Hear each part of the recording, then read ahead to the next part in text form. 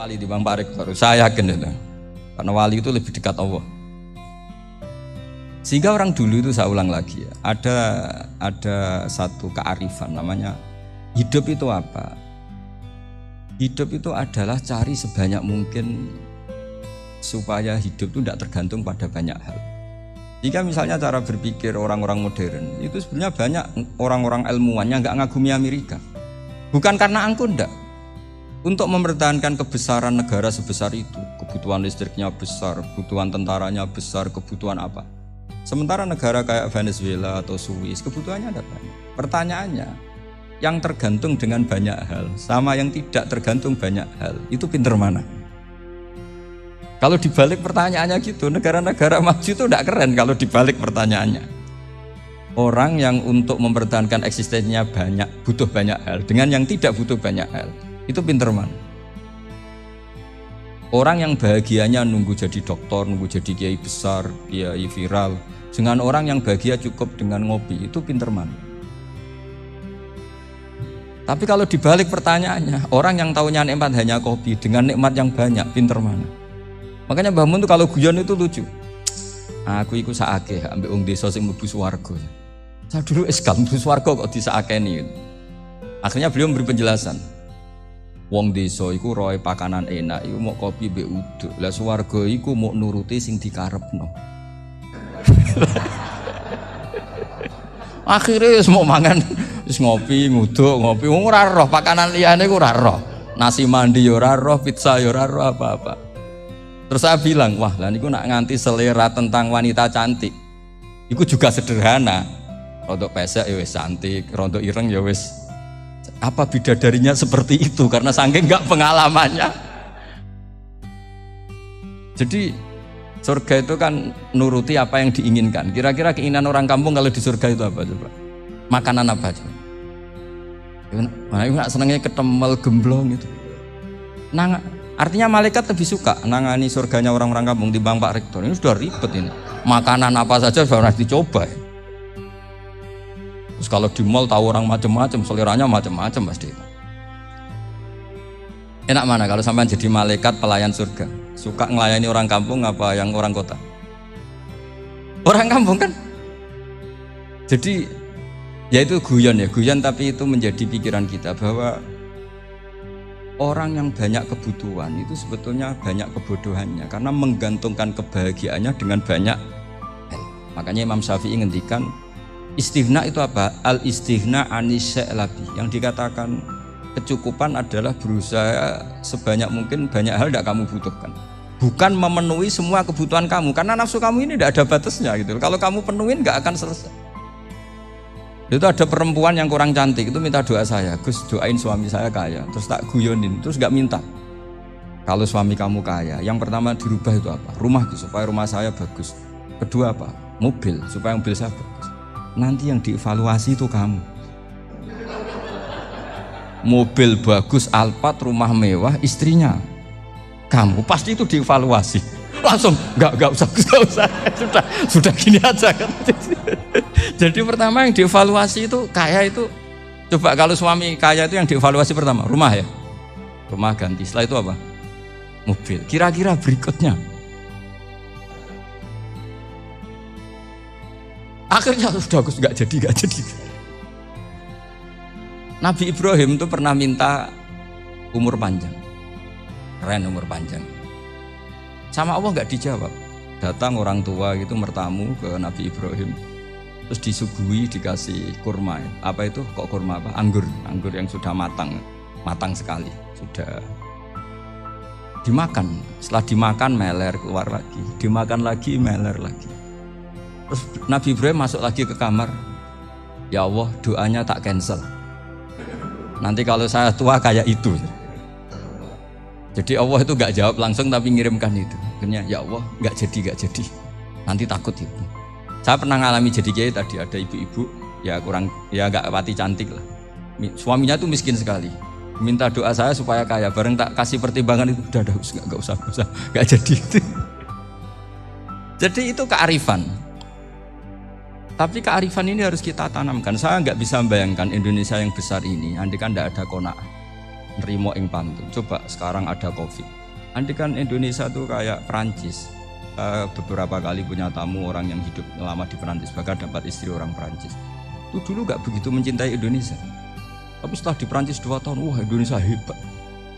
Di Perancis itu kata dia kalau cerita, semua kebutuhan masyarakat itu dibebankan ke negara. Apa saja minta negara, apa saja nyoal negara.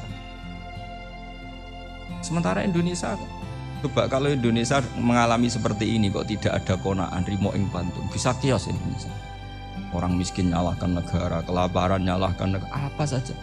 Ini barokahnya dididik kiai, jogeman nyalahno wong liya. Urip pun rombok ing pandum, diame. Sampai gak ngerti kalau Covid. Banyak tuh orang-orang kampung itu, orang lugu-lugu itu. Mbah niki saking Covid, salam ning Covid, muga-muga umure panjang. Dikira Covid itu nama orang yang ahli sosial itu. Mbah niki dana saking Covid. Matur nuwun sampekno salamku, muga-muga umur panjang. Bingung kan yang nganterin ini. Ini gimana yang mau menjelaskan? Memang nggak paham, ribet kan? Tapi saya pastikan bahwa dengan keadaan seperti ini kita bahagia, kita stabil, itu jelas barokahnya kalimat tadi, moto tadi atau pegangan hidup tadi. Makanya disebut al-ibarat qutun li'ailatil mustami'in, bahwa redaksi atau kata-kata atau pegangan atau filosofi hidup, apalah namanya itu adalah penyemangat. Karena kata-kata ini memang luar biasa.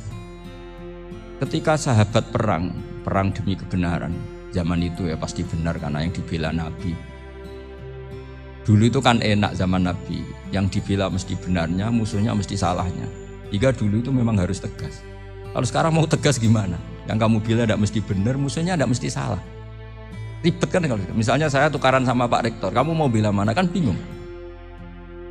Saya tidak mesti bener, saya tidak Nabi. Pak Rektor apalagi nggak mesti bener lagi kan, ribet kan.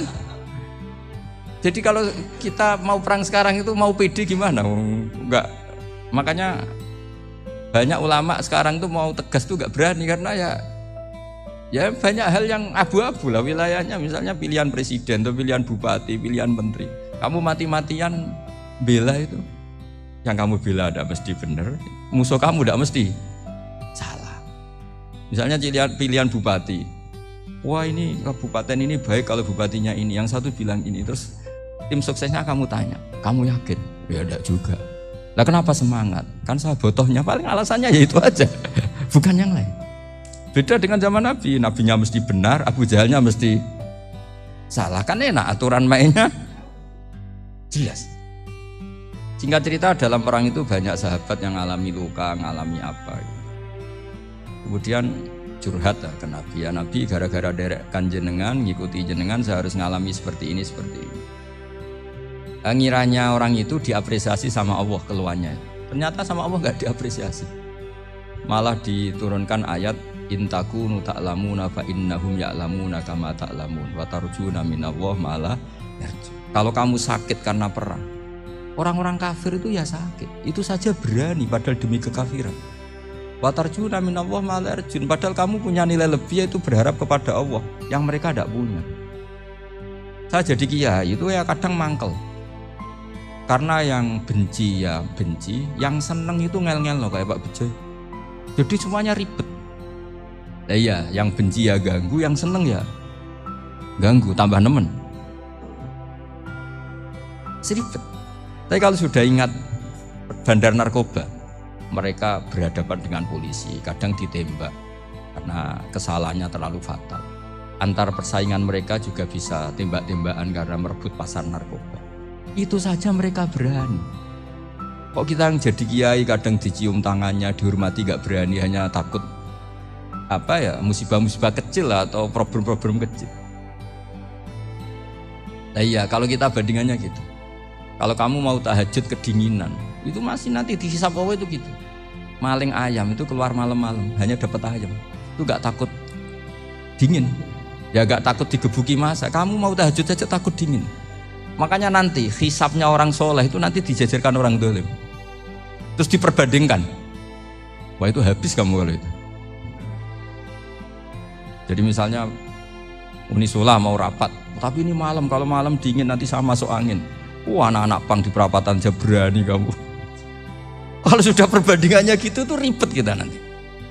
Makanya itu kalimat itu moto atau filosofi hidup. Sehingga diulang lagi nasihat itu. Iyam saskum korhun fakodu masal koma korhum mislu. Kalau kamu kena luka, orang-orang yang nggak benar juga akan kena luka. Itu aja berani demi ketidakbenaran. Masa kamu demi kebenaran enggak berani? Akhirnya orang itu, ya itu kalimat, itu heroik. Makanya kita ini penting ya, makanya tadi himne Unisula dimulai kalimat thayyibah. Karena kalimat ini yang menjaga kita kalimat ini. Misalnya tentang Tuhan. Kenapa orang Islam imannya kokoh seperti ini, termasuk yang sudah hidup di Amerika, di Australia, di mana-mana. Itu ya barokahnya ajaran atau barokahnya kalimah. Saya sebut kalimah saja pakai bahasa santri. Karena la ilaha illallah itu dalam tradisi santri disebut kalimatu haqqin alaiha nahya wa alaiha namut wa alaiha nub'ats. Ada yang riwayat wa biha nub'ats insyaallah taala minal amin. Kenapa mereka di mana-mana meskipun sekolah di Amerika, di Australia, bahkan di Uni Soviet tetap mukmin? Itu barokahnya ajaran yang benar. Allah itu siapa? Tuhan. Tuhan itu sifat dasarnya apa? Awal. Dia harus wujud awal sebelum makhluk yang lain.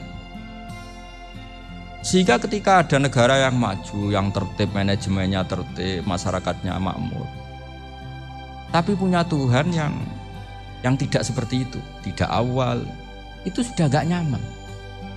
Karena ndaklah keren Tuhan saya, karena Tuhan saya itu al-awwal, zat yang pertama. Tuhan saya keren lah, zat yang gak mati. Tuhan yang gak mati, yang gak pernah ngalami kematian. Sehingga tontonan atau yang dilihat kenikmatan-kenikmatan yang lain ini tidak mengubah dia pendirian tentang Tuhan. Karena mantapnya satu kalimat tadi, bahwa Tuhan itu ya harus satu, harus awal, harus tidak mati, tidak rusak, tidak ngalami apa-apa yang membahayakan. Sehingga ketika ditawarin Tuhan yang lain, meskipun menjanjikan secara finansial atau kemakmuran, mereka gak tertarik. Itu coba, itu barokahnya makmur apa barokahnya ajaran? Barokahnya ajaran. Sering negara Islam itu kalah makmur dengan mereka, tapi barokahnya ajaran ini tetap apa? Tetap Islam. Makanya Nabi Ibrahim, Nabi yang sukses bikin wa ja'alaha kalimatam baqiyatan fi aqibi. Sehingga kita ini bekti sama orang tua misalnya, itu ya karena ajaran. Suwargamu itu karek wong tuamu. Nak wong tuamu ridho, Allah ridho. Nak ora ridho, Allah ora ridho. Ridho wa fi ridhol walidain wa sakhatu wa sukhtu wa fi sakhatil.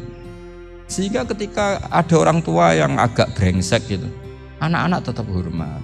Punya orang tua yang miskin, yang sudah miskin, tukang tombok nomor, banyak kan di kampung gitu, ya tetap hormat. Coba kalau dari awal kita ngajari orang tua kamu hormati ya, kalau baik, kalau enggak usah, bisa geger Indonesia.